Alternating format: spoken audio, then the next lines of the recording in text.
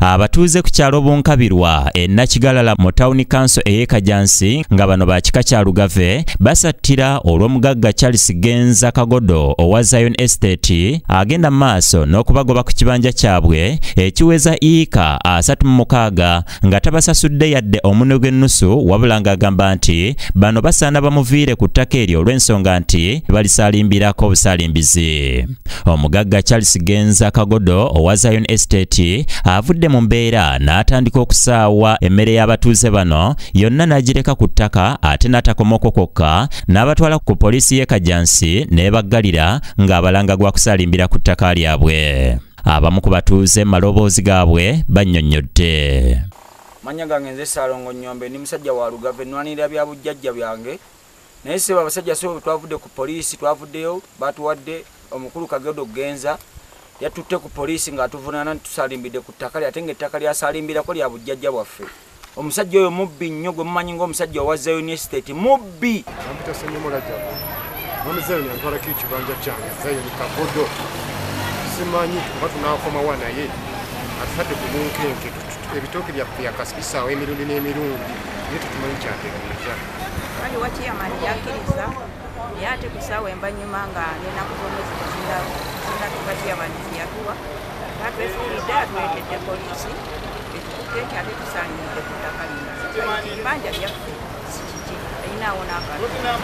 Manya Magulu James mukulu Kagodo atubako eryaffe tusaba obuyinza okuba eri mukulu mutungi yennyini atuyambe n'akasajja kano katujjako eryaffe banye bajjajjaffe batuziika kuli tulimirako emmere yaffe agisaaye. Gemwa Martin tuli wano ku nsonga y'ekibanja kyaffe ekisangibwa e Bunkabira waggulu e Nakigalala. Tuleeteddwa wano omukulu Kagodo owa Zion Estate omulwa mwami Genza Charles azitulese wano tusiba ku lw'ebyaffe.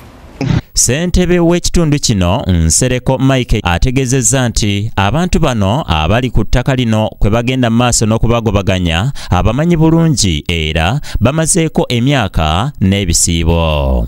Amanya Nsereko Mike amaani w'ekitundu kino okumala ebbanga eriwerera ddala.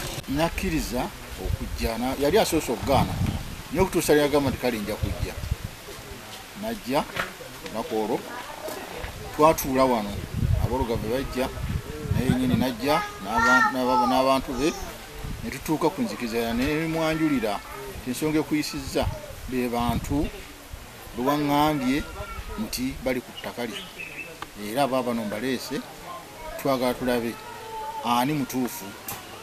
Yatugamba nti nze ettaka lyange naligula dda era mmaze ebbanga nga ndiguze ate nga na bano babibanja era yambuuzaako kimu nti njagala ombuulire chairman gw'oludde kuno ddala ddala abantu abo bamanyi.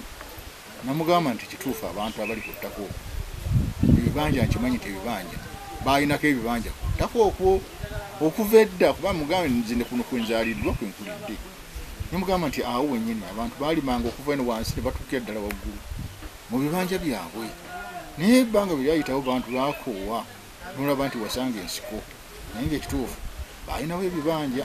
Super FM bwetuukiriddeko omugagga Charles Genza Kagodo ategeezezza nti wadde nga guli bwe gutyo nga chairman bw'agamba naye tekitegeeza nti abantu bano balinako ebibanja.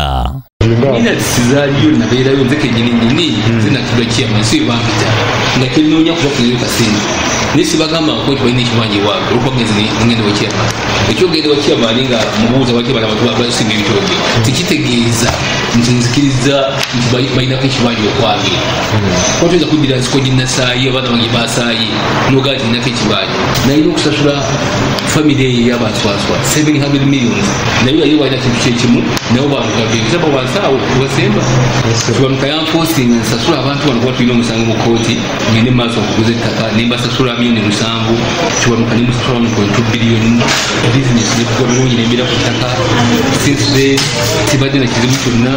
kyokka mu kwogerako ne mutabani wa Muzeeyi Kiwanuka ayogerwako nti ye yabaguza ettaka eryo ng'ono gwe yakwasa obuyinza ku ttaka lino Waliggo David Kiwanuka agambye nti bano abatuuze baaliwo okuva dda era n'ekitabo we yafunira ettaka lino nga kwebali. Ensonga eyo si ntuufu. Ettaka lino naffe twaligula ku bakulu abo. Abakulu abo benkubuulidde mwami Yusufu Katende ne mwami Sewaa ne mwami Yuliyo Kibaate baali bayimiriddewo ku lw'ab'ekika ky'Olugave. Ettaka eryo mu kusookera ddala lyali lya Senkoole naye oluvannyuma ne wabeerawo enkola eyakolebwa ettaka ne bakkiriziganya lwe abakulu b'Embujja oba ab'ekika mu lunyiriri olwo ebyapa bigende mu mannya gange babikuume lw'abalala bonna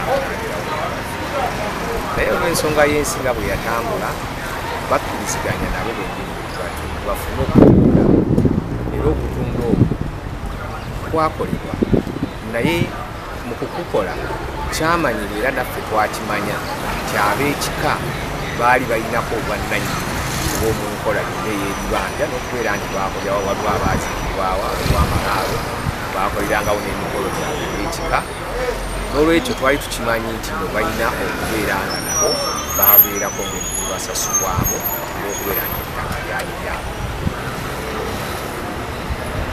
Mwami Kagoda agamba nti ewali amalaalo n'amasawo byonna talinayo bwetaavu bwayo naye yagamba kino ekitundu kya waggulu eno nti ye kyayagala bali wansi talinayo kayagala yangamba talinayo wadde ne fuuti n'emu gyeyagalayo ate ye ne waggulu badde enjawulo ki eri ku ttaka eryo erya wansi n'erya waggulu.